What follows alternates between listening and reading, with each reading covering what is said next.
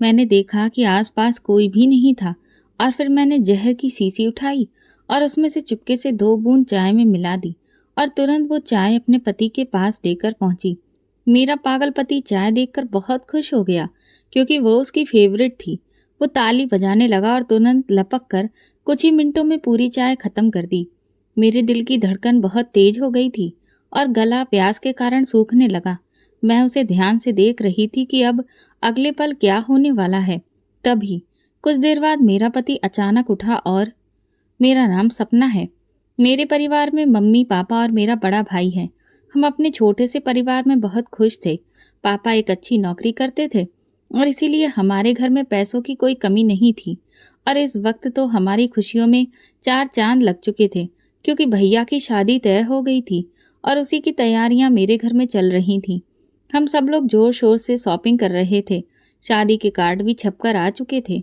सब कुछ किसी त्योहार जैसा लग रहा था, लेकिन किसे पता था कि इस सबको न जाने किसकी नज़र लग जाएगी।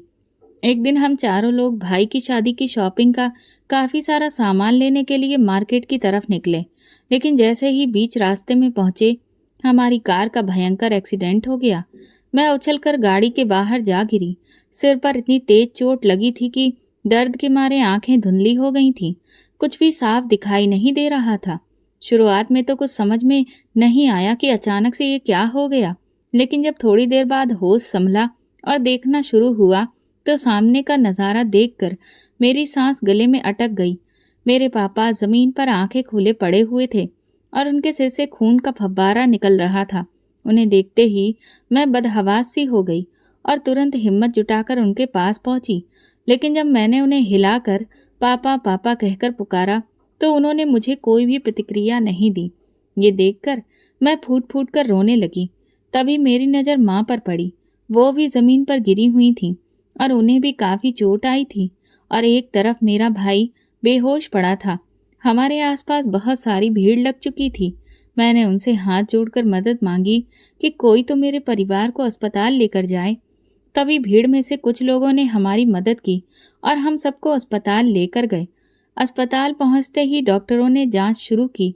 भाई के कंधे में मामूली चोट आई थी, इसलिए मरहम पट्टी के बाद वो थोड़ा संभल गया। लेकिन जैसे ही डॉक्टर इमरजेंसी रूम से बाहर आया और उसने जो खबर सुनाई, उससे हमारी दुनिया उजड़ गई। डॉक्टर ने कहा आपके पापा को हम नहीं बचा सके। उनकी ऑन द स्पॉट डेथ हो गई थी और आपकी माँ अभी भी खतरे के दायरे में हैं। लेकिन हम पूरी कोशिश कर रहे हैं कि उन्हें बचा सकें। ये सुनते ही मैं वहीं जमीन पर बैठकर रोने लगी और भाई दीवार से सिर टिकाकर बेहाल हो गया। अचानक से ये सब क्या हुआ, हमें कुछ भी समझ नहीं आ रहा था। कुछ घंटे पहले के दृश्य बार बार मेरी आंखों के सामने तैर रहे थे। किस तरह हम लोग खुशी खुशी शॉपिंग के लिए निकल रहे थे, आपस में डिस्कस कर रहे थे कि कौन क्या लेगा। हम सब अपनी अपनी पसंद बता रहे थे और अब कुछ ही घंटों बाद हमारी पूरी दुनिया ही पलट गई थी। पापा हमें छोड़कर हमेशा के लिए चले गए थे और माँ न जाने अब क्या होगा। मैं भगवान से भीख मांग रही थी कि कम से कम माँ को तो बचा लो, लेकिन शायद भगवान को हम पर दया नहीं आई। कुछ ही पल बाद नर्स ने बुरी खबर सुनाई कि हमारी माँ ने भी दम तोड़ दिया है। इतने बड़े हादसे ने हम भाई बहन को हिलाकर रख दिया था। दोपहर तक सभी रिश्तेदार हमारे घर में आ चुके थे और मम्मी पापा के अंतिम संस्कार की तैयारी शुरू हो चुकी थी। मैं तो जैसे अपने दिमाग की हर सोच खो चुकी थी, कुछ भी सोच नहीं पा रही थी। और भाई, वो भी बिल्कुल शांत पड़ गया था। भाई की होने वाली सास और पत्नी भी हमारे दुख में शामिल होने आई थीं। आंटी ने मेरे सिर पर हाथ फेरते हुए कहा, बेटा ये दुख बहुत बड़ा है, मैं अच्छे से समझती हूँ, लेकिन अब तुम लोगों को हिम्मत रखनी होगी। शाम तक मेरे वो माँ बाप जो कुछ घंटे पहले तक मेरे साथ हंस बोल रहे थे, अब इस दुनिया में नहीं थे। पूरा घर सन्नाटे में डूब चुका था। 2 दिन इस तरह बीते जैसे घर में कोई रह ही नहीं रहा हो। रो रो कर हमारे आंसू सूख चुके थे। मैं सोफे पर बैठी थी कि तभी देखा भैया गुस्से में अपने कमरे की तरफ गए। मैं भी तुरंत उनके पीछे गई कि ना जाने क्या करने जा रहे हैं। उन्होंने अलमारी से शादी के कार्ड निकाले और उन्हें जलाने की कोशिश करने लगे। मैंने उन्हें ऐसा करने से रोका। वो कहने लगे, माँ बाप मुझे इस तरह छोड़कर चले गए, अब उनके बिना मैं ये शादी कैसे कर सकता हूँ। मैंने भैया को शांत कराया और समझाया, मैं जानती हूँ कि जो कुछ हमारे साथ हुआ है उसे हम पूरी जिंदगी नहीं भूल सकते, लेकिन भैया, ये शादी मम्मी पापा का सपना थी। अगर आप शादी करेंगे तो उनकी आत्मा को कितनी शांति और खुशी मिलेगी। ये सुनकर भैया शांत होकर एक तरफ बैठ गए और उन कार्ड्स को वापस अलमारी में रख दिया। धीरे धीरे 2 महीने बीत गए। फिर एक दिन आंटी जी हमसे दोबारा मिलने आईं। उन्होंने मुझे समझाते हुए कहा, देखो सपना बेटा, जो होना था वो हो चुका है, अब उसे कोई बदल नहीं सकता। लेकिन शादी की जो तारीख तय थी, अगर उसी पर शादी हो जाए तो बहुत मेहरबानी होगी। सारी तैयारियां पहले ही हो चुकी हैं। मैं ये नहीं कहती कि बहुत बड़ा फंक्शन किया जाए। अब ये शादी साधारण तरीके से ही कर लें तो अच्छा रहेगा। अब इस घर की जिम्मेदारी तुम्हारे कंधों पर है और अशोक को शादी के लिए मनाना तुम्हारा काम है। मुझे आंटी जी की बात बिल्कुल सही लगी। मैंने भैया को जैसे तैसे तय तारीख पर शादी के लिए मना लिया और फिर वही हुआ। जल्दी ही सुनैना भाभी विदा होकर हमारे घर आ गईं। मुझे लगा कि भाभी के घर में आने से भैया का दुख कुछ कम हो जाएगा, जीवन में खुशियां लौट आएंगी। लेकिन मुझे नहीं पता था कि हम जो सोचते हैं वो हमेशा वैसा होता नहीं है। कुछ ही समय में मैंने नोटिस किया कि भाभी का व्यवहार भाई के सामने मेरे साथ कुछ और होता था और उनके ऑफिस चले जाने के बाद वो एक अलग ही लहजे में मुझसे बात करती थी। जब मैंने इस बात को लेकर उनसे शिकायत की तो उन्होंने कहा, तुम अपनी लिमिट भूल जाती हो और इसीलिए मुझे तुम्हारे साथ ऐसा बर्ताव करना पड़ता है। मैंने उनसे कहा, भला मैं कौन सी लिमिट भूल रही हूँ? तो वो कहने लगी, अब इस घर की बहू मैं हूँ और इस नाते घर की बागडोर मेरे हाथ में होनी चाहिए, ना कि तुम्हारे हाथ में। इसलिए बेहतर यही है कि घर के मामलों में तुम जितना कम बोलो उतना ही अच्छा होगा। उनकी ये बात सुनकर मैंने घर की काफ़ी सारी जिम्मेदारियों से अपने हाथ पीछे खींच लिए और धीरे धीरे खुद को एक कोने तक सीमित कर लिया। कुछ समय बाद भाभी का भाई विनय हमारे घर आने लगा। मुझे उससे कोई दिक्कत नहीं थी, लेकिन तब तक जब तक वो मेरे साथ छिचोरी हरकतें नहीं कर रहा था। वो बार बार मेरी हद से ज़्यादा करीब आने की कोशिश करता। कई बार जब मैं अपने कमरे में अकेली होती तो वो बिना दस्तक दिए अंदर चला आता। मैंने जब इस बात की शिकायत भाभी से की तो उल्टा मुझे ही सुनना पड़ गया। वो बोली, तुम छोटी छोटी बातों में ड्रामा करती हो, मेरा भाई तो सिर्फ तुमसे बात करने आता है। मैंने साफ साफ कह दिया, मुझे आपके भाई की हरकतें बिल्कुल पसंद नहीं, लेकिन उन्हें मेरी बात समझ में नहीं आई। मैंने सोच लिया कि अब मैं भैया को विनय के बारे में सब कुछ बताऊंगी कि वो किस तरह से मुझे परेशान कर रहा है।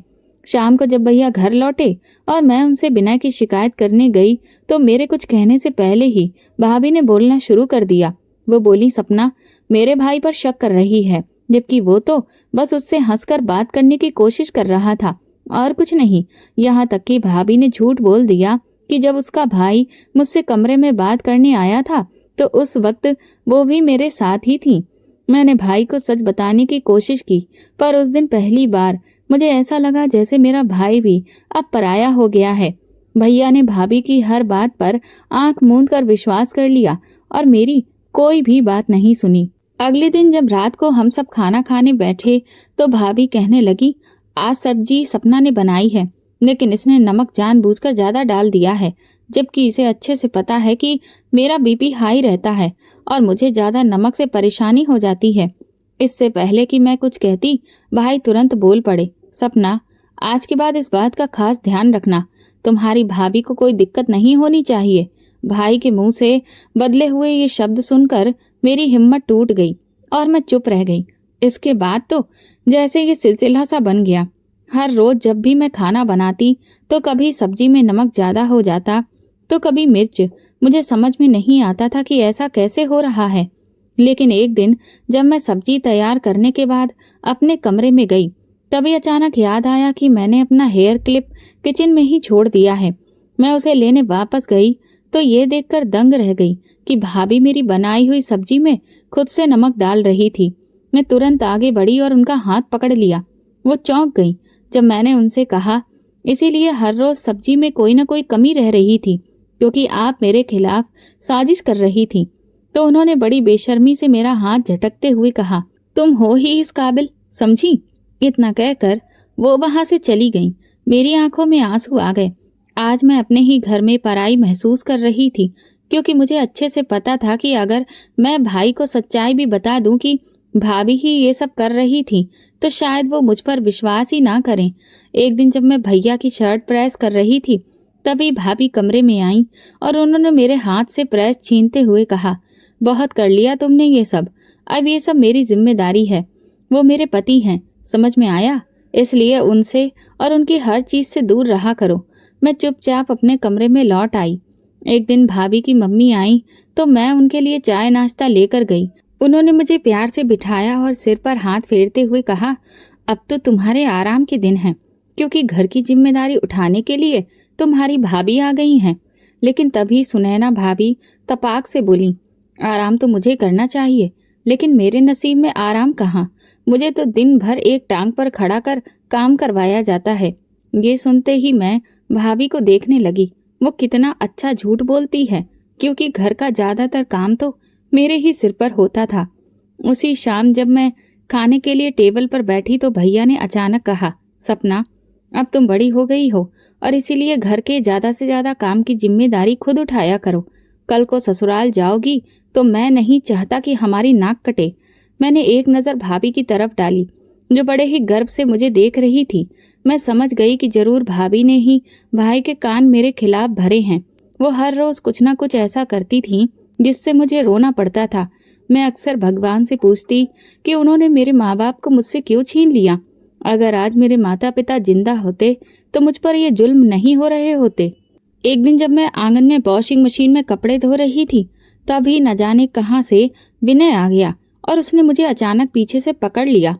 ये देखकर मेरी चीख निकल गई। तभी भाभी वहां आ गई, जिससे विनय भी घबरा गया। मुझे समझ नहीं आ रहा था कि मैं क्या कहूँ, क्योंकि भाभी से कुछ भी कहने का कोई मतलब नहीं था। वो तो उल्टा इल्जाम मेरे ही सिर पर लगा देती। मुझे समझ नहीं आ रहा था कि इस बिना विनय नाम की आफत से अपनी जान कैसे छुड़ाऊं। थोड़ी देर बाद भाभी मेरे पास कमरे में आई और अचानक उन्होंने मेरे सिर पर हाथ रख दिया। ये देखकर मैं हैरान रह गई कि उन्हें क्या हो गया। वो मुस्कुराकर बोली, सपना, मैं जानती हूँ कि मैं तुम्हारे साथ बहुत बुरा व्यवहार करती रही हूँ, लेकिन चलो ऐसा करते हैं कि एक नई शुरुआत करते हैं। देखो, मैं तुम्हारी भाभी हूँ और तुम्हारा कभी बुरा नहीं चाहूंगी, इसीलिए मैं तुमसे कहती हूँ कि तुम विनय से शादी कर लो। ये सुनते ही मेरे पैरों तले जमीन खिसक गई। मैंने भाभी के हाथ से अपना हाथ छुड़ाते हुए कहा, नहीं, ये कभी नहीं हो सकता। मैं आपके भाई से शादी भला क्यों करूंगी? आपको अच्छे से पता है कि आपका भाई एक नंबर का आवारा और नकारा किस्म का इंसान है। ये सुनते ही भाभी की आंखों में आग सी जल उठी। वो गुस्से में बोली, बदतमीज, तेरी इतनी हिम्मत जो तू मेरे भाई को नाकारा और आवारा कहे। अब देख मैं तेरे साथ क्या करती हूँ। अरे तुझे तो इतना अच्छा रिश्ता 7 जन्मों में नहीं मिलेगा। लेकिन ठीक है, अगर तुझे अपने पैरों पर कुल्हाड़ी मारने का शौक है तो फिर भुगत। मुझे धमकी देकर भाभी कमरे से चली गई और मैं बहुत परेशान हो गई कि अब न जाने वो मेरे साथ क्या करेंगी। मैं अपना दुख किसी से भी कह नहीं पा रही थी। कई बार अपनी सहेलियों को भी मैंने बताने की कोशिश की, लेकिन फिर सोचा कि घर की बाहर बताने से अपनी ही बदनामी होती है, इसलिए बहुत सी बातें मैं अंदर ही अंदर सह लेती थी। लेकिन आखिर कब तक मैं इस तरह घुट घुट कर जीती। फिर जैसे तैसे मेरा ग्रेजुएशन पूरा हुआ। मेरी माँ हमेशा चाहती थी कि मैं डॉक्टर बनूं। इसी वजह से अगले ही दिन मैंने भाई से बात की कि मैं मेडिकल का एंट्रेंस एग्जाम देना चाहती हूँ और आगे पढ़ाई जारी रखना चाहती हूँ। मेरी बात पर भाई कुछ देर तक खामोश रहे और फिर चुपचाप उठकर अंदर चले गए। मुझे समझ नहीं आया कि वो क्या सोच रहे हैं। 2 दिन तक जब भाई ने कोई जवाब नहीं दिया तो मैंने खुद जाकर पूछा, भाई, आपने मेरी बात का कोई जवाब नहीं दिया। इस पर भाई बोले, देखो सपना, घर में कोई पैसों का पेड़ नहीं लगा है जो हम तुम्हें इतनी महंगी पढ़ाई करवा सकें, इसलिए बेहतर होगा कि तुम ये ख्याल छोड़ दो। मैंने भाई से कहा, अगर ऐसी बात है तो मैं गवर्नमेंट मेडिकल एग्जाम क्लियर करूंगी, उसके बाद तो आपको ज़्यादा फीस भी नहीं देनी पड़ेगी। तभी भाभी बीच में बोल पड़ी, तुम्हें लगता है कि तुम इतनी होशियार हो जो इतनी कठिन परीक्षा पास कर पाओगी? मैंने कहा, मुझे नहीं पता कि मैं कर पाऊंगी या नहीं, लेकिन कम से कम कोशिश तो कर सकती हूँ। भाभी ने गर्दन झटकते हुए कहा, वो तो देखेंगे, बहुत देखे हैं तुम्हारे जैसे। भाई ने सब देखा, सब सुना, लेकिन कुछ नहीं बोले। और चुपचाप ऑफिस चले गए।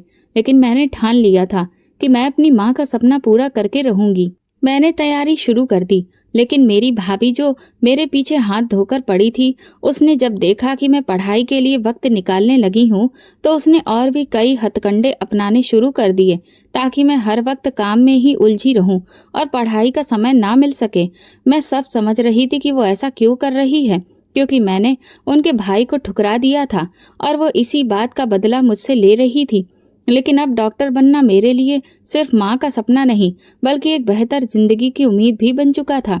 इस सब के बीच विनय का घर में लगातार आना जाना बना रहा, लेकिन मैं अब सतर्क हो गई थी।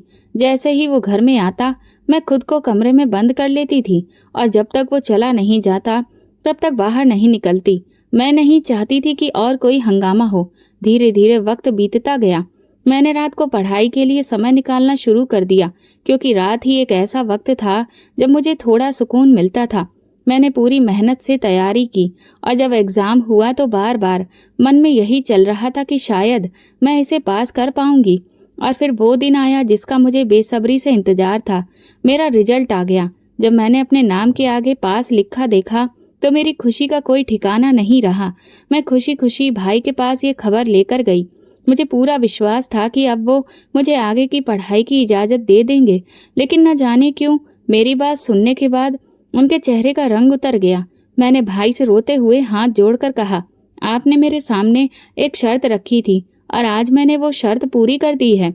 कम से कम अब तो आप मुझे अपना सपना पूरा करने दीजिए। प्लीज़ भाई, इतने भी कठोर मत बनिए। मेरे आंसुओं को देखकर भाई का दिल पसीज गया और उन्होंने सिर हिलाकर हाँ कर दी। ये देखकर मैं खुशी से झूम उठी। तभी भाभी आंगन में आईं और भाई से कहने लगी, आपका दिमाग खराब हो गया है जो आपने इसे आगे पढ़ने की इजाज़त दे दी। आपको नहीं लगता कि आप बहुत बड़ी गलती कर रहे हैं? अरे, आजकल का ज़माना देखिए। लड़कियां पढ़ाई के नाम पर घर से बाहर निकलती हैं और तरह तरह के गुल खिलाती हैं। सपना की उम्र अब शादी की है, ना कि पढ़ाई की। भाभी ने जैसे ही अपने जहरीले शब्दों के तीर छोड़े, मेरी नज़र भाई की तरफ गई कि अब भला वो क्या कहेंगे।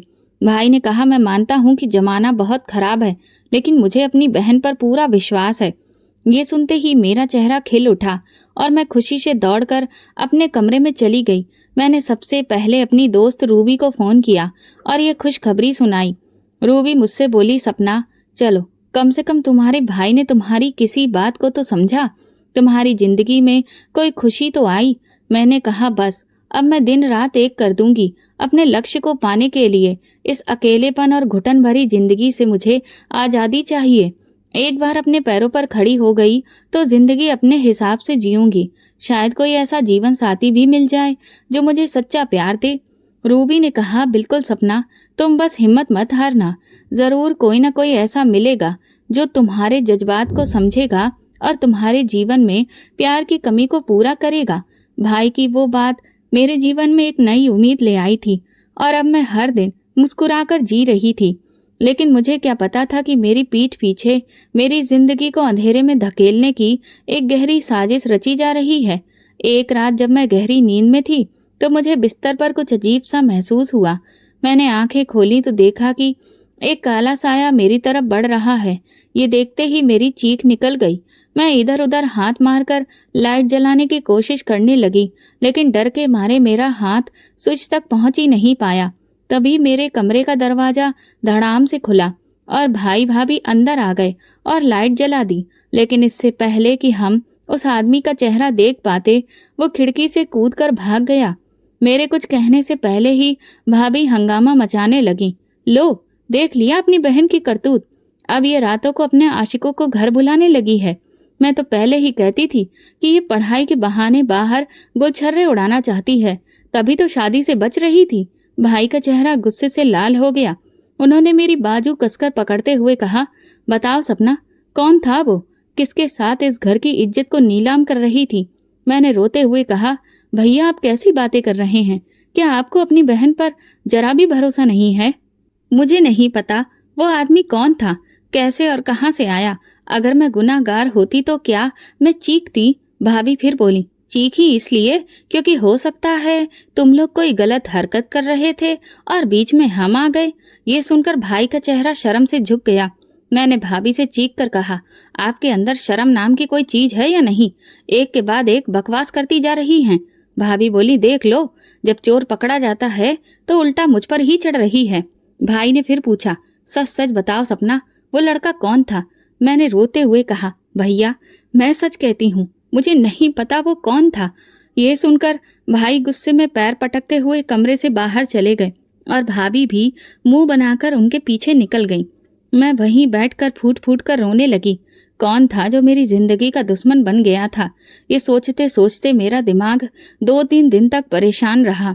फिर एक दोपहर मैंने भाभी को हंसते हुए किसी से बात करते सुना।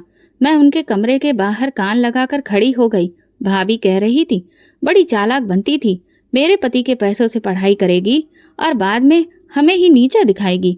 अब मैंने एक तीर से 2 निशाने लगाए हैं।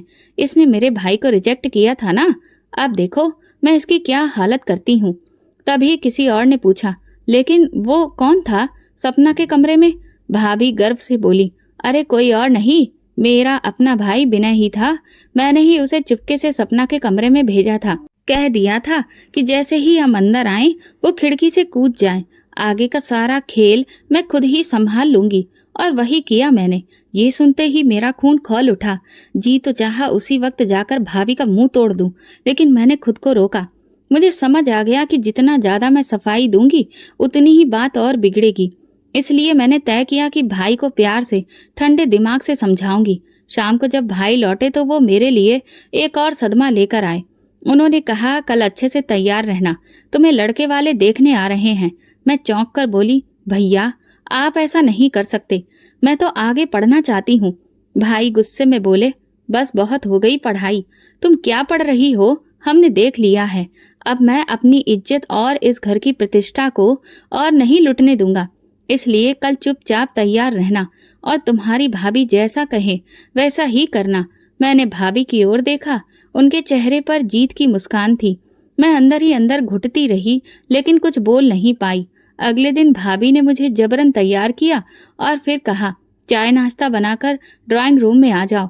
मैं सिर झुकाकर जैसे ही ड्राइंग रूम में पहुंची और नजर उठाई तो मेरी हालत खराब हो गई। सामने 3 लोग बैठे थे, एक अधेड़ उम्र की औरत, एक आदमी और एक जवान लड़का। लेकिन वो लड़का बिल्कुल सामान्य नहीं था, अजीब तरह से मुस्कुरा रहा था। मुंह के एक कोने से बार बार लार टपक रही थी और बीच बीच में ताली भी बजा रहा था। मैंने डर कर भाभी की तरफ देखा तो वो फिर से अपनी शैतानी हंसी हंसते हुए मुझे घूर रही थी। मैंने जैसे ही कुछ बोलने की कोशिश की, भाभी ने मेरी बाजू कसकर दबा दी और कान में फुसफुसाई, अगर इस वक्त मुंह खोला ना तो बाद में तेरा ऐसा हाल करूंगी कि सोच भी नहीं सकती। चुपचाप बैठी रह। लड़के की माँ ने मुझसे 2-4 सवाल किए और फिर सब लोग मुझे पसंद करके चले गए। मैंने भाई से कहा, आप मेरे साथ ऐसा कैसा कर सकते हैं? आप उस पागल लड़के से मेरी शादी कैसे करवा सकते हैं? तभी भाभी कहने लगी, वो पागल नहीं है, बस थोड़ा सा उसका दिमाग ढीला है। लेकिन तुम्हें पता है, वो एक करोड़पति परिवार का इकलौता लड़का है। उसके पिताजी इस दुनिया में नहीं हैं, सिर्फ वही है और वो करोड़ों की जायदाद का मालिक है। सोचो तुम कितने अमीर परिवार में ब्याह कर पहुंच जाओगी और इससे हमारी इज्जत में भी 4 चांद लग जाएंगे कि हमारा रिश्ता इतने अमीर परिवार से जुड़ रहा है। मैंने भाभी से कहा, अपनी बकवास बंद करिए, पैसों की भूखी आप होंगी, लेकिन मैं नहीं, जो एक पागल लड़के से पैसों के लालच में शादी कर लूं। मैंने भाई के सामने हाथ जोड़कर कहा, भाई प्लीज मेरे साथ ऐसा मत करिए। लेकिन भाई ने मेरी एक भी नहीं सुनी। वो कहने लगे, अब हम इस रिश्ते से पीछे नहीं हट सकते, इसीलिए बेहतर यही होगा कि तुम भी जो हो रहा है उसमें ही अपनी खुशी ढूंढ लो। और फिर वे लोग वहां से चले गए और मैं अकेली सन्नाटे में रह गई। मुझे कुछ समझ नहीं आ रहा था, लेकिन मैं अकेले भला कर भी क्या सकती थी। इसीलिए मैंने हालात को स्वीकार करते हुए चुपचाप वो शादी कर ली। हमारी शादी बहुत ही साधारण तरीके से हुई। शादी के दौरान भी वो लड़का पूरे समय बच्चों जैसी उल्टी सीधी हरकतें करता रहा और उसकी माँ उसे बार बार समझाकर चुपचाप एक जगह बैठा रही थी। दिल ही दिल में मेरे अंदर नफरत की वो आग जलने लगी जिसमें मैं अपनी भाभी को जलाकर राख कर देना चाहती थी, क्योंकि मैं बहुत अच्छे से जानती थी कि ये सब उसी का किया धरा है। मैंने उसके भाई को ठुकराया था और इसीलिए उसने मेरे साथ ऐसा किया और मेरी ये सोच बिल्कुल सही साबित हुई। जब मेरी विदाई हो रही थी, भाभी ने मुझे बड़े ही प्यार से दिखावा करते हुए गले लगाया और मेरे कान में धीरे से कहा, अब आज जा रही हो तो अब आज के बाद यहाँ का मुंह मत देखना। देख लिया नतीजा मेरे भाई को इनकार करने का। अरे इस लड़के से तो मेरा भाई लाख गुना बेहतर था। क्या कहा था तूने? मेरा भाई आवारा है, नाकारा है। अब देख, तेरा पति एक पागल है और अब तुझे पूरी जिंदगी इसी पागल के साथ ही गुजारनी पड़ेगी। ये सुनते ही मेरा जी तो चाहा कि मैं भाभी का कसकर गला दबा दूं, लेकिन मैं ऐसा कुछ ना कर सकी और चुपचाप एक पत्थर की तरह जाकर गाड़ी में बैठ गई। कुछ घंटे के सफर के बाद हमारी गाड़ी एक बहुत ही आलीशान इलाके की तरफ मुड़ गई और फिर एक शानदार बंगले के सामने रुकी। मेरे पति ने गाड़ी से उतरते ही मेरा हाथ पकड़ लिया और मुस्कुराकर कहने लगा, दुल्हन, आज से तुम मेरे साथ रहोगी ना? हम दोनों साथ में खेलेंगे। मैं तो हालात की इतनी मारी हुई थी कि चाहकर भी झूठी मुस्कुराहट भी नहीं दिखा सकी। शायद मेरे मन में चल रहे तूफान को मेरी सास ने महसूस कर लिया। उन्होंने तुरंत ही मेरा हाथ पकड़ा और मुझे प्यार से अंदर लेकर आई और एक कमरे में बिठा दिया जो खूबसूरत गुलाब के फूलों से सजा हुआ था। सास के कमरे से बाहर जाते ही मैंने तुरंत दरवाज़ा बंद कर लिया और अपनी किस्मत पर अफसोस मनाने लगी। कुछ ही देर बाद दरवाजे पर दस्तक हुई। कुछ देर तक तो मैंने इग्नोर किया, लेकिन फिर जब दस्तक बार बार होती रही तो मैंने दरवाज़ा खोल दिया। मेरा पति सामने खड़ा हुआ था। मुझे देखकर फिर से खिलखिलाकर हंसने लगा और अंदर आने लगा, लेकिन मैंने उसे पीछे धकेलते हुए कहा, तुम इस कमरे में नहीं आ सकते। तभी मेरी सास वहां आ गई। वो मुझसे कहने लगी, बेटा, तुम ऐसा कैसे कर सकती हो? वो तुम्हारा पति है और ये उसका भी कमरा है। मैंने कहा, आप लोगों ने मुझे धोखा दिया है। अपने पागल बेटे से मेरी शादी करवाई और मुझे यहाँ पर बहू नहीं बल्कि अपनी गुलाम बनाकर ले आए हो। ये सुनते ही मेरी सास कहने लगी, नहीं बेटा, तुम ये सब गलत समझ रही हो। तुम्हारी भाभी ने तो कहा था कि तुम्हें इस शादी से कोई भी दिक्कत नहीं है। तुम अपनी मर्जी से ही शादी कर रही हो और मैं तुम्हें इसीलिए पसंद कर रही थी कि तुम मेरे बेटे का हमेशा ख्याल रखोगी। शायद तुम्हारे प्यार की वजह से ही मेरा बेटा कभी ठीक हो सके। मैंने तुरंत ही सख्त लहजे में कहा, आप होती कौन हैं ये खुद से फैसला करने वाली कि मैं इस रिश्ते के लिए तैयार थी? आपने मेरी भाभी की बात सुन ली, लेकिन क्या आपने कभी भी मुझसे इस बारे में बात करने की कोशिश की? नहीं, आपने सब कुछ खुद से ही सोचकर फैसला कर लिया और ये मान लिया कि मैं इस रिश्ते के लिए राजी हूँ, जबकि मैं आपके पागल बेटे से कभी भी शादी नहीं करना चाहती थी। माँ जी मुझे समझाते हुए कहने लगी, देखो सपना बेटा, अब तो शादी हो चुकी है ना और अब तुम इस घर की बहू हो, इसलिए इस नाराजगी को छोड़ो और मेरे बेटे को दिल से अपना लो। शायद तुम्हारी देखभाल और अपनेपन से मेरे बेटे के दिमाग पर कुछ अच्छा असर हो। मेरा बेटा शुरू से ही ऐसा नहीं था। वो बहुत समझदार और काबिल था, लेकिन अपने पिता की अचानक हुई मौत का सदमा वो बर्दाश्त नहीं कर पाया और उसने अपना मानसिक संतुलन खो दिया। ऐसा नहीं है कि मैंने उसका इलाज नहीं करवाया। मैंने उसे एक से एक बेस्ट डॉक्टर को दिखाया, लेकिन काफ़ी लंबे इलाज और बहुत सारी रिपोर्टों के बाद डॉक्टर ने यही कहा कि अब उसकी हालत में सुधार नहीं हो सकता। हाँ, लेकिन अगर नियमित दवा चलती रही तो उसकी हालत स्थिर जरूर रह सकती है।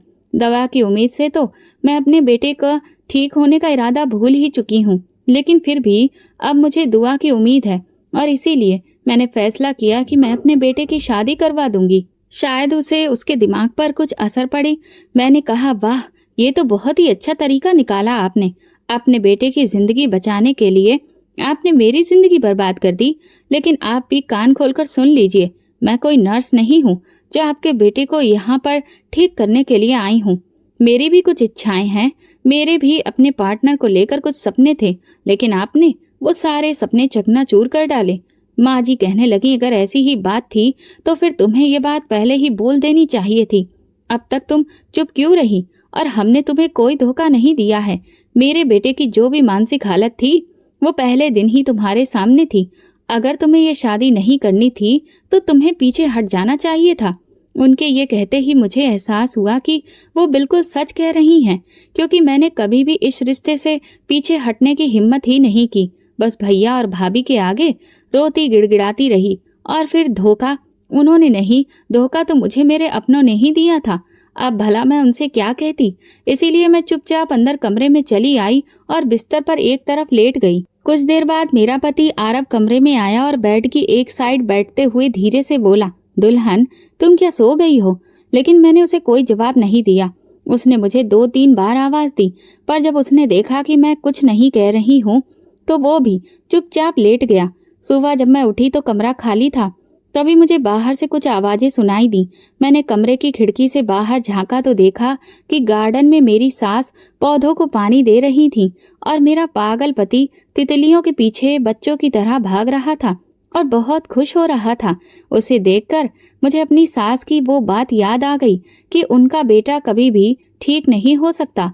ये ख्याल आते ही मेरे मन में एक अजीब सी कड़वाहट भर गई। उसके बाद हर दिन एक जैसा गुजरने लगा।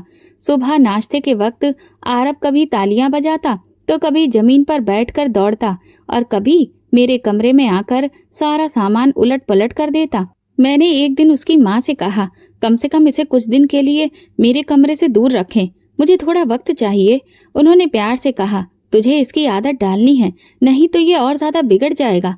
ऐसा लगता था जैसे मैं खुद एक मरीज हूँ जिसे दूसरा मरीज संभालने के लिए मजबूर कर दिया गया है। मैं अक्सर सोचती थी कि क्या अब बस यही मेरी किस्मत बनकर रह जाएगी। फिर कुछ दिनों बाद मेरी कॉलेज की एक फ्रेंड ममता मेरे ससुराल आई, मुझे और मेरे पति को अपनी फर्स्ट वेडिंग एनिवर्सरी के सेलिब्रेशन का इनविटेशन कार्ड देने के लिए। मैंने पहले उसे टालने की कोशिश की क्योंकि मैं शर्मिंदगी का पात्र नहीं बनना चाहती थी। मैं नहीं चाहती थी कि जब मैं भरी महफिल में पहुंचूं तो लोग मेरे बारे में तरह तरह की बातें करें।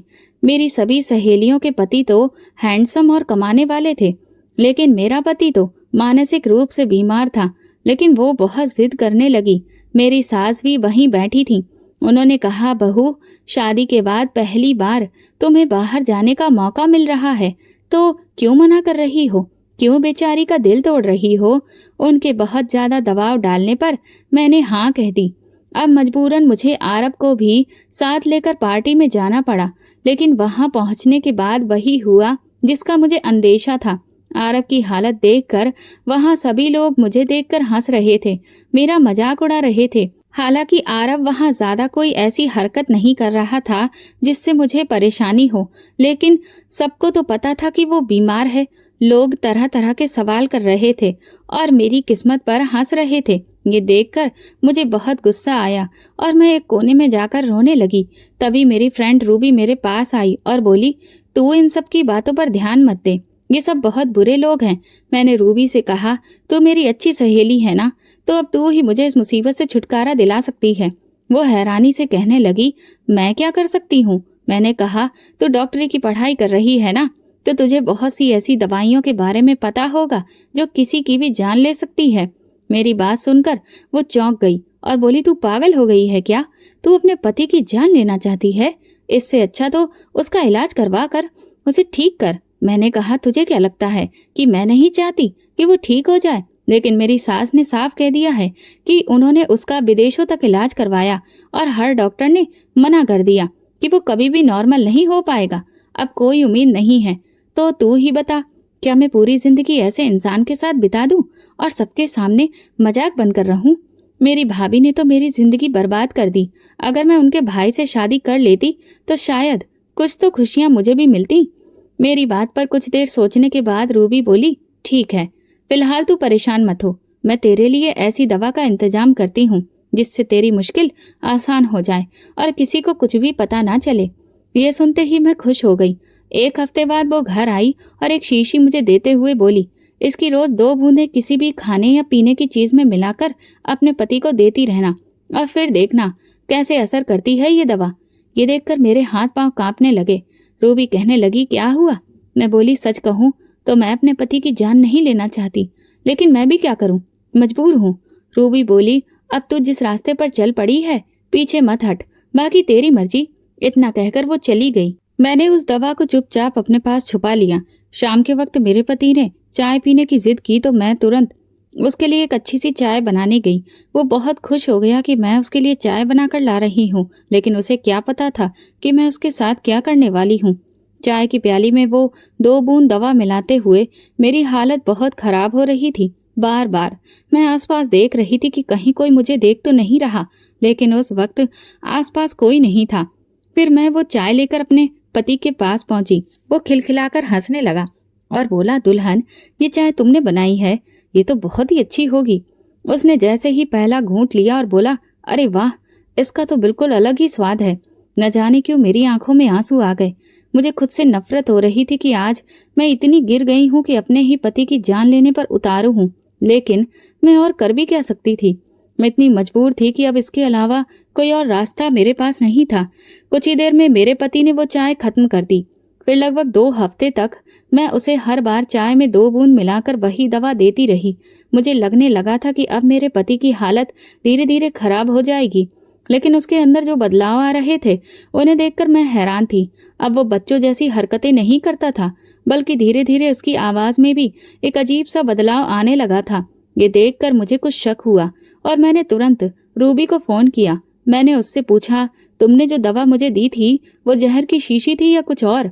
ये सुनते ही वो जोर जोर से हंसने लगी और कहने लगी, तो आखिरकार तुम्हें सच पता चल ही गया।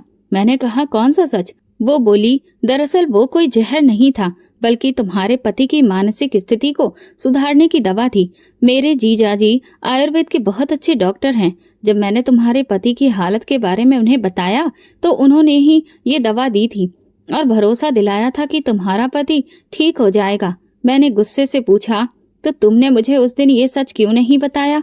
वो बोली, क्योंकि तुम इस बात को मानने को तैयार ही नहीं थी कि तुम्हारे पति के ठीक होने की कोई उम्मीद बाकी है।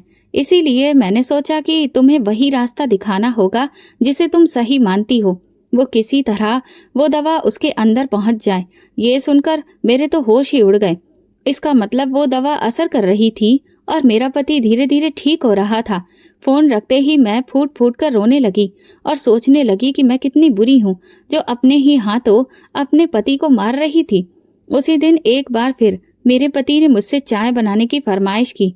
जैसे ही मैं किचन में पहुंची और चाय तैयार करने लगी, तभी मेरी नज़र उस दवा की शीशी पर पड़ी जिसे मैं अब तक जहर समझ रही थी। तभी पीछे से मेरे पति आकर बोले, दुल्हन, आज चाय में दवा नहीं डालोगी? ये सुनते ही मेरे तो हाथ पैर कांपने लगे। मैंने आरब से पूछा, आपका क्या मतलब है? आप कहना क्या चाहते हैं? वो बोले, वही जो सच है। तुम रोज मुझे चाय में जहर मिलाकर दे रही थी ना। ये सुनते ही मेरा गला सूख गया। मैंने घबराते हुए कहा, आपको शायद कोई गलतफहमी हो रही है। वो बोले, मुझे कोई गलतफहमी नहीं है। मैंने तुम्हारी सहेली रूबी और तुम्हारे बीच हुई सारी बातें सुन ली थीं, इसीलिए मुझे बहुत पहले से पता था कि तुम मुझे मारने की कोशिश कर रही हो। मैंने कांपती आवाज में कहा, अगर आपको सब पता था तो फिर भी आप हर रोज मेरे हाथ से वो चाय क्यों ले रहे थे?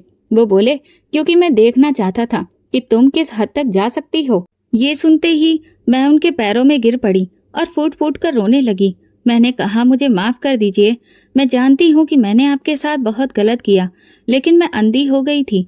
मुझे अपनी जिंदगी बोझ लगने लगी थी और उसे बेहतर बनाने के लिए ही मैंने आपकी जिंदगी से ये खेल खेला। लेकिन मैं सच कहती हूँ, ये दवा कोई जहर नहीं है, बल्कि ये तो आपको ठीक करने की दवा थी।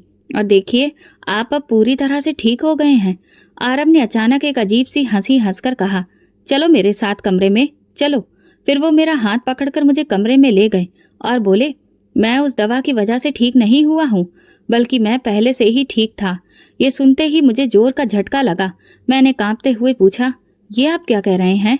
आप पहले से ही ठीक थे, तो फिर इतने सालों से आप इस तरह पागलपन का नाटक क्यों कर रहे थे? वो बोले, ये मैं तुम्हें अभी नहीं बता सकता, लेकिन अब मुझे ये साफ हो गया है कि जिससे मैंने ये सोचकर शादी की थी कि वो मेरी जीवन संगिनी बनेगी, दरअसल वो तो इस लायक कभी थी ही नहीं। मैं रो रो कर उनसे माफी मांगती रही, लेकिन आरब ने मुझे एक शब्द भी नहीं कहा। आरब पूरी तरह से ठीक था, लेकिन सिर्फ मेरे सामने ही वो नॉर्मल रहता था। बाकी सभी घर वालों के सामने वो पहले जैसा ही व्यवहार कर रहा था। इस सब के पीछे क्या वजह थी, मुझे कुछ भी समझ में नहीं आ रहा था। मेरी शादी को लगभग 7 महीने हो चुके थे और एक दिन भाभी का मेरे पास फोन आया। वो बड़े ही खुश होते हुए बताने लगी कि मेरा भाई, जिसे तूने नाकारा और निकम्मा कहा था, उसकी शादी एक बहुत ही खूबसूरत लड़की से हो गई है, लेकिन तू अब एक पागल के साथ पूरी जिंदगी बिताएगी। अपनी बात कहने के बाद उन्होंने फोन रख दिया। मैंने उन्हें कुछ भी कहना जरूरी नहीं समझा, क्योंकि सच क्या था ये तो मैं भी जानती थी। मेरा पति जो अब असलियत में मेरे सामने था, वो उनके भाई से लाख गुना बेहतर था। भाभी के भाई ने तो ना जाने कितनी बार मेरे साथ छिचोरी हरकतें करने की कोशिश की थी, लेकिन एक मेरा पति था जिसके साथ मैं इतने महीनों से रह रही थी, लेकिन उसने अब तक मेरे साथ कोई भी गलत हरकत नहीं की थी। इस बात से ये साबित होता था कि आरब दिल का बुरा इंसान बिल्कुल भी नहीं है। एक दिन वो मेरे लिए कुछ खाने को लेकर आया। मुझे समझ नहीं आया कि अचानक उसे मेरी फिक्र क्यों होने लगी, लेकिन उसके बार बार कहने पर मैंने वो मिठाई खा ली और ना जाने उसे खाते ही क्या हुआ कि मुझे चक्कर आ गया और मैं बेहोश हो गई। जब मेरी आंख खुली तो मेरे होश उड़ चुके थे। मेरी सास मेरे सिरहाने बैठकर मेरे सिर पर हाथ फेर रही थी और उनके चाचा वगैरह बाकी सब घरवाले सब मुझे देखकर मुस्कुरा रहे थे। मेरी सास ने कहा, तुमने आज जो खुशखबरी सुनाई है, मैं तुम्हारी बहुत शुक्रगुजार हूँ। मुझे कुछ समझ नहीं आया तो वो कहने लगी, तुम माँ बनने वाली हो। ये सुनते ही मेरे पैरों तले जमीन खिसक गई। इसके बाद मेरी सास मुझे आराम करने का कहकर कमरे से बाहर चली गई। मैंने आरब की तरफ देखा तो वो कहने लगा, ये झूठ है कि तुम माँ बनने वाली हो, लेकिन फिलहाल डॉक्टर ने मेरे कहने पर सबसे यही कह दिया है और तुम भी चुपचाप ये नाटक करोगी कि तुम माँ बनने वाली हो। मैंने पूछा, लेकिन इस सब की जरूरत क्या है और आप ऐसा क्यों कर रहे हैं? वो कहने लगा, मैं ऐसा क्यों कर रहा हूँ इसका जवाब तुम्हें खुद कुछ दिनों में मिल जाएगा, इसलिए तब तक खामोश रहो और जैसा कहा है वैसा करो। मुझे समझ नहीं आ रहा था कि अब ये सब क्यों कर रहे हैं आरब। अब घर में मेरा बहुत ख्याल रखा जाने लगा था और मैं हर वक्त एक अजीब सी उलझन में थी। कुछ दिनों बाद मेरी सास की नंद के घर में एक फंक्शन हुआ जिसमें वो आरब को 3 दिन के लिए अपने साथ ले गई। अब मैं घर में अकेली थी। उसी रात बहुत तेज तूफानी बारिश शुरू हो गई। काफी देर जागने के बाद मुझे गहरी नींद आने लगी तो मैं लेट गई, लेकिन थोड़ी ही देर बाद अचानक किसी ने मेरे मुंह पर कसकर तकिया रख दिया। मेरी सांसें रुकने लगी। मैं अपने पैरों को जोर जोर से पटकने लगी और खुद को छुड़ाने की जी तोड़ कोशिश करने लगी। तभी अचानक से तकिया मेरे मुंह से हट गया और वो आदमी जो मेरा मुंह दबा रहा था एक तरफ जाकर गिर गया। मैं हैरान थी कि भला मेरे साथ ऐसा कौन कर सकता है। तभी कमरे की लाइट जली और जो नजारा सामने था उसे देखकर मेरे होश उड़ गए, क्योंकि सामने आरब, मेरी सास और पुलिस खड़ी थी। पुलिस ने तुरंत आगे बढ़कर उस आदमी को पकड़ लिया। मैं कुछ कहने ही वाली थी कि आरब ने मुझे रोक दिया। तभी पुलिस ने उस आदमी के चेहरे से कपड़ा हटाया तो हम सबको जोर का झटका लगा, क्योंकि वो आदमी और कोई नहीं बल्कि आरब के चाचा थे। मुझे समझ नहीं आया कि भला वो मुझे मारने की कोशिश क्यों कर रहे थे। मैंने उनका क्या बिगाड़ा था? मेरी सास आगे बढ़ी और उन्होंने एक जोरदार थप्पड़ उनके गाल पर जड़ दिया। तभी आरब आगे बढ़ा और अपनी दोनों जेबों में हाथ डालते हुए कहा, चाचा जी, मुझे बहुत अच्छे से पता था कि आज आप सपना को जान से मारने के लिए जरूर आएंगे। ये सुनते ही उसके चाचा हैरानी से उसे देखने लगे और बोले, अब तुम इतने सही तरीके से बात कैसे कर रहे हो और बोल भी कैसे रहे हो? आरब बोला, मैं कभी पागल था ही नहीं। अब तक मैं सिर्फ पागल होने का नाटक कर रहा था ताकि अब की असलियत सबके सामने ला सकूं। आरब ने इंस्पेक्टर से कहा, मैं आपको पहले ही सब कुछ बता चुका हूं और सारे सबूत भी दे चुका हूं। अब आप इस गिरे हुए इंसान को मेरी नजरों के सामने से ले जाइए। पुलिस तुरंत ही आरब के चाचा को पकड़कर ले गई। मेरी सास तुरंत मेरे पास आई और मुझे गले लगाकर बोली, बेटी, तुम ठीक तो हो ना? मैंने कहा, जी माँ जी, मैं ठीक हूँ। उन्होंने आरब की तरफ देखकर कहा, अगर हमें 1 मिनट की भी देर हो जाती तो न जाने क्या हो जाता।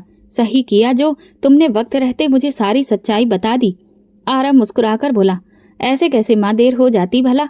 मैं जानता हूँ कि आपकी बहू आपके लिए कितनी खास है, तो उसे मैं कुछ होने नहीं दे सकता था ना। मेरी सास मुस्कुराकर एक बार फिर मेरे माथे पर हाथ फेरते हुए बोली, तुम अपना ख्याल रखना। ये कहकर वो कमरे से बाहर चली गई और मैं हैरान परेशान सी आरब को देख रही थी। मैंने कहा, कम से कम अब तो मुझे बताओ कि ये सब क्या चल रहा है। आरब ने कहा, मैंने दरअसल ये सब नाटक अपने चाचा की असलियत सबके सामने लाने के लिए किया था। मैं उनके खिलाफ सारे सबूत जुटाना चाहता था। दरअसल मेरे पिताजी का एक्सीडेंट हुआ और उनकी अचानक मौत ने मुझे बहुत गहरा सदमा दिया। मैं डिप्रेशन में चला गया, लेकिन पागल नहीं हुआ था। पर मेरे चाचा जी ने सबके दिमाग में ये बात भरनी शुरू कर दी कि मैं अपना दिमागी संतुलन खो रहा हूँ। उन्होंने मुझे जबरदस्ती मानसिक अस्पताल में भर्ती करवा दिया। वहाँ मुझे तरह तरह के इंजेक्शन दिए जाने लगे, जिससे मुझे बार बार दौरे पड़ने लगे। फिर मेरी उस हालत को बाकी सबको दिखाकर ये साबित किया गया कि वही सच है जो वो कह रहे थे। मेरी माँ चाचा जी की हकीकत नहीं जानती थी और मैं भी तब तक इस सच्चाई से अनजान था।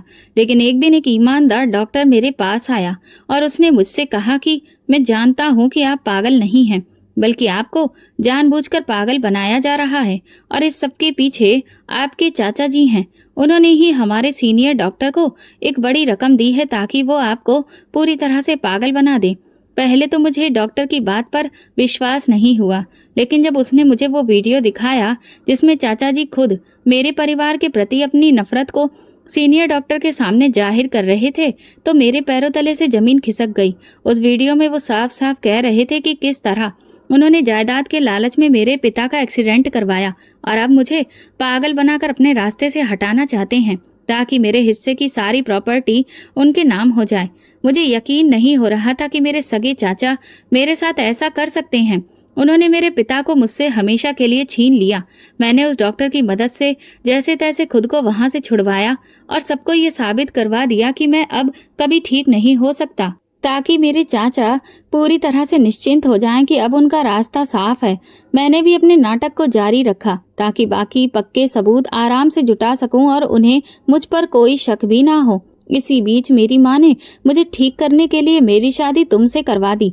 चाचा जी को मेरी शादी से कोई ऐतराज नहीं था, क्योंकि उन्हें लगता था कि मैं एक लाचार इंसान हूँ और इसलिए इस शादी का कोई मतलब नहीं है।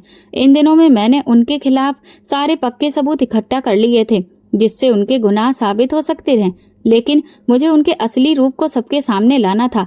इसीलिए मैंने तुम्हारी प्रेगनेंसी का झूठा नाटक रचा। मुझे अच्छी तरह से पता था कि जब उन्हें ये मालूम चलेगा कि इस जायदाद का एक और वारिस आने वाला है, तो वो जरूर कोई न कोई ऐसी हरकत करेंगे जिससे उनका असली चेहरा सामने आ जाएगा। और ठीक वही हुआ। तुम्हारे माँ बनने की खबर ने उन्हें गहरा झटका दिया और बौखलाहट में आकर उन्होंने वो कदम उठाया और आगे जो कुछ भी हुआ वो तुम अच्छे से जानती हो। मैंने कहा, आप नहीं जानते कि आपने अकेले कितना कुछ झेला है। पिता को खोने का गम क्या होता है ये मैं बहुत अच्छे से समझती हूँ, क्योंकि मैं खुद भी अपने माँ बाप की मौत का दर्द इतने सालों से झेल रही हूँ। लेकिन मैं आपसे दिल से माफ़ी मांगती हूँ। मैं अपने स्वार्थ में इतनी अंधी हो गई थी कि आपकी जान की भी परवाह नहीं की। लेकिन यकीन मानिए, मैं हर दिन खुद को कोसती थी कि आपके साथ मैं ऐसा कर रही थी। अब जब सारी सच्चाई सबके सामने आ चुकी है तो बेहतर यही है कि मैं यहाँ से हमेशा के लिए चली जाऊं। तभी उन्होंने मेरा हाथ पकड़कर कहा, सपना, मैं जानता हूँ कि तुमने भी अपनी जिंदगी में कितना कुछ झेला है। तुम्हारी भाभी ने तुम्हारे साथ किस तरह से बदला लिया है ये मुझे रूबी ने सब बता दिया है। ये सुनते ही मैं हैरान रह गई। उन्होंने कहा, हाँ, मैंने रूबी से बात की थी और उसने मुझे बताया कि तुम्हारे साथ क्या क्या हुआ। इसलिए मैं तुम्हें माफ करता हूँ और एक बार फिर तुम्हारे साथ अपने जीवन की नई शुरुआत करना चाहता हूँ। उनके मुंह से ये बात सुनकर मेरी आंखों से आंसू निकल पड़े। मैंने उन्हें गले से लगा लिया और कहा, आप नहीं जानते आपने मेरे दिल से कितना बड़ा बोझ उतार दिया है। वो रात मेरी जिंदगी की सबसे खुशनुमा रात थी। अगले दिन आरब मेरे लिए मेडिकल एंट्रेंस एग्जाम का फॉर्म और कुछ किताबें लेकर आए। वो कहने लगे, मुझे पता है कि तुम्हारा सपना डॉक्टर बनने का था और मैं तुम्हें वो सपना पूरा करते देखना चाहता हूँ। ये सुनकर मेरी आंखें भर आईं। मैंने कहा, सच में मैं बहुत खुशकिस्मत हूँ जो मुझे आपके जैसे पति मिले। हमारी शादी की पहली सालगिरह आरब ने बहुत ही शानदार तरीके से सेलिब्रेट की। उन्होंने मेरे भैया और भाभी को भी बुलाया। जब भाभी ने देखा कि आरब अब पूरी तरह से ठीक हो चुके हैं और मैं डॉक्टरी की पढ़ाई शुरू करने जा रही हूँ और मेरे इतने ठाट बाट देखे तो वो जल भुनकर रह गईं। जलन के मारे उनकी आंखों से बार बार आंसू आ रहे थे। भाई भी शर्मिंदा लग रहे थे। वो मुझसे बोले, सपना, मुझे माफ कर दो, मैंने तुम्हारे साथ बहुत गलत किया। मुझे अब कुछ दिन पहले ही सुनैना की सच्चाई पता चली। उसने सिर्फ तुमसे बदला लेने के लिए मेरे दिमाग में तुम्हारे खिलाफ जहर भरा और तुम्हारी शादी एक पागल से करवाई। मैंने भाई से कहा, भाभी ने जो कुछ किया वो अलग बात है, लेकिन आप तो मेरे भाई थे, आपको मुझ पर विश्वास होना चाहिए था। लेकिन नहीं, आपने भी वही देखा जो आपको दिखाया गया और इसलिए मैं अब आपसे कोई भी रिश्ता नहीं रखना चाहती। ये सुनते ही भाई का चेहरा उतर गया और दोनों वहां से चले गए। आरव ने मुझसे कहा, तुमने ऐसा क्यों किया? मैंने आरव से कहा, जो लोग अपने को खुश नहीं देख सकते हैं वह आपके लिए कभी भी अच्छा नहीं सोच सकते, तो ऐसे अपनों से रिश्ता रखने का क्या ही मतलब है। अब मेरी दुनिया सिर्फ आप और माँ जी हैं, बस। दोस्तों, अगर आप मेरी जगह होते तो आप क्या करते? ये वीडियो केवल और केवल मनोरंजन के उद्देश्य से बनाया गया है। सभी पात्र काल्पनिक हैं। वास्तविक व्यक्तियों, जीवित मृत या वास्तविक घटनाओं से कोई समानता विशुद्ध रूप से संयोग है। किसी भी व्यक्ति, धर्म या जाति को ठेस पहुंचाने की मंशा नहीं है। अगर आपको हमारी कहानी पसंद आई हो तो कमेंट करके जरूर बताएं। वीडियो को लाइक करें और ज़्यादा से ज़्यादा शेयर करें।